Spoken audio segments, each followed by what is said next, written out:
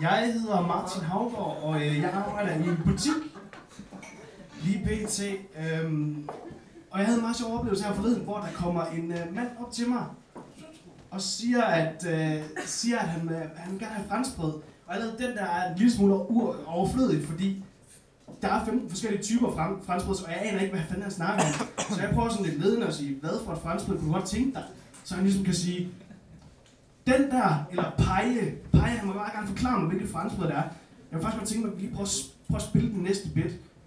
Fordi, hvad hedder du dernede? Hej Anders. Det der så sker, det er, at jeg spørger, hvad for franskbrød er det? Og så vil jeg meget gerne have, at du svarer. Nej, ikke hvornår. Du svarer et normalt franskbrød. Og du siger, hvad sagde du hed? Anders. Det er faktisk rimelig sjovt det her, fordi ham kunden, der kommer og spurgte om franskbrød, han er sjovt nok kæmpe mongol. Det er lidt spøjs tilfælde. Men det der så sker her, det er, når jeg spørger, hvad for et franskbrød du tænker, så siger du så, et normalt franskbrød. Hvad for et franskbrød du godt tænke dig? Et normalt franskbrød. Hold nu din kæft! Hvordan skulle jeg nogensinde kunne vide, hvad der er et normalt franskbrød for dig? Jeg aner ikke, hvad der foregår i dit sindssyge hoved. I princippet så kunne jeg tage dig med ud på lageret, udhule franskbrødet og skide i det. Det kunne godt være normalt for dig. Det var det så også, han var fra Herning.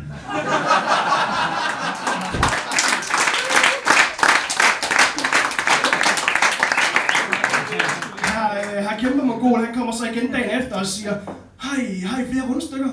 Nej, okay, så skal jeg bare have 2 træstammer. Hvad? Hvordan kommer du fra rundstykker til kage? Jeg forstår det ikke.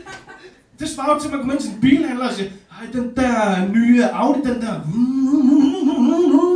Nej, okay, så skal jeg bare lige have et par rulleskøjter. Jeg forstår det ikke. Der er så små ting, der pisser mig rimelig meget af. Har I set den nye Gillette-reklame? Prøv at sige, hold nu kæft, hvis I har. Hold nu kæft. Tak skal I have. Hold nu kæft, var den elendig. Jeg har aldrig oplevet noget lignende. Der kommer en mand op ind på Gillettes værksted. Og Gillette-manden, Gillette-eksperten, står der sådan, hej Claus, jeg hedder Claus. Hej Claus, hvad er så galt med, hvad er problemet med dine skraber? Det er bare som om den ikke kører helt smooth nok, når jeg bruger den. Og Gillette-eksperten har heldigvis en forklaring. Om det er jo højst sandsynligt bladene, som er slidte. Wow! Hvor er vi bare taknemmelige for, at vi har en Gillette-ekspert til at pinpointe, hvilken fejl der er på ud af alle sammen. Der er jo nærmest kun én fucking mulighed på, hvad der kan være i vej med dine skraber. Én mulighed! Din fucking barberblad kan være slidte. Det er det. Det svarer jo til, at en mand han kommer ind til cykelhandleren og siger, jeg skulle ned til bageren her i går. Og så kan jeg bare ikke køre derned. Og cykelhandleren siger bare helt køligt, du mangler 2 hjul, din mega mongol. Det svarer til, at en mand kommer ind til Sonofon, og Sonofon der siger, ja, klar, og han så siger, jeg står med den her telefon, det er som om, der ikke rigtig er noget signal på den. Der er ikke noget signal på den overhovedet. Jeg kan ikke ringe ud, der er ikke nogen, der ringer til mig. Og telefonen der kigger bare, du står med ananas i hånden. Vil du godt gå ud af min butik? Jeg snakker med en veninde for nylig, fordi jeg er ved at være forholdsvis træt af at være single. Det kan muligvis have noget med min sutsko at gøre, som der er en, der kommenterede, at den der var en fucking damedræber. Og jeg snakkede så...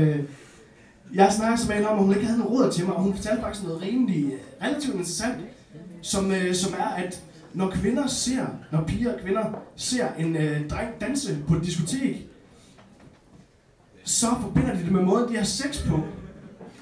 Det er fucking nice! Jeg får en dig, Anders. Jeg får en dig, Anders, nu, når jeg skal i byen. For jeg ved, altså den åbenlyse måde at udnytte det på, det er jo ved at gå bare lidt ud på dansegulvet, lige se damerne lave den der. Check bootien. Nipple. Og så er det bare gå i gang. Og så bare stå i 1,5 time, bare stå og pege på alle dem. Men problemet er, at jeg ved også godt, at piger kan meget, meget godt lide ærlige fyre. Så den kan man ikke lave, hvis ikke man kan holde 1,5 time i sengen. Så jeg er begyndt at danse præcis, som jeg er i sengen. Det er lidt anderledes.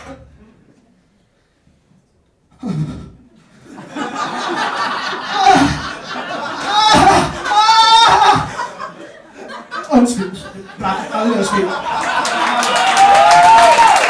Tak skal du have. Det var altså mig.